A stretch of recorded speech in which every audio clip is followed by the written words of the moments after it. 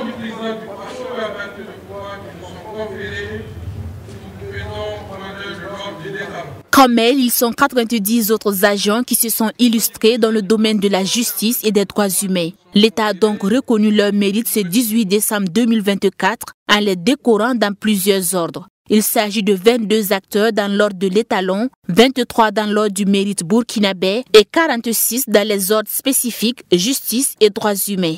La particularité de la cérémonie de cette année 2024 tient à la distinction de certaines de nos structures déconcentrées exerçant dans les zones à fort défi sécuritaire. En effet, nous avions voulu distinguer particulièrement chacune et chacun de ces agents.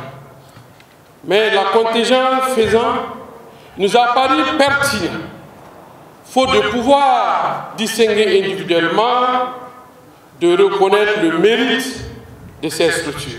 Selon Edasso Rodrigue Bayela, les élus du jour ont été choisis grâce à leur qualité professionnelle et grâce à leur contribution aux actions du département de la justice et des droits humains. Les récipiendaires, eux, sont partagés entre sentiment de joie, de reconnaissance et le désir de redoubler d'efforts. C'est un appel à faire plus. Parce qu'une fois qu'on te décore là, ça t'amène à dire que la nation t'a valorisé, à toi en retour aussi de faire en sorte que la nation puisse travailler pour que toujours la nation puisse reconnaître que le mérite qu'on t'a donné, que ça, tu le mérites. C'est moi qui porte la médaille, mais elle est destinée à l'ensemble de mes collaborateurs qui m'ont accompagné tout au long de ces 20, et bon, je peux dire des 20 années, 23 ans de service.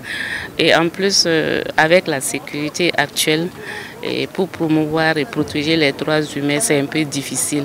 Mais nous essayons quand même d'orienter, d'écouter les citoyens, de les orienter et de poursuivre pour qu'ils puissent rentrer dans leurs droits.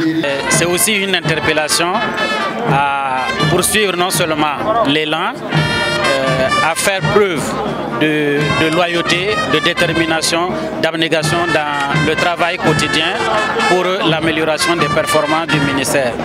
Donc, que la hiérarchie décide expressément de traduire cette reconnaissance par une distinction, on ne peut qu'être heureux. Heureux, ils ont tous saisi l'occasion pour traduire leurs remerciements à l'endroit des familles, collaborateurs et premiers responsables. Notons que parmi les récipiendaires dans l'ordre de l'étalon, il y a 3 qui ont été faits commandeurs et 2 officiers.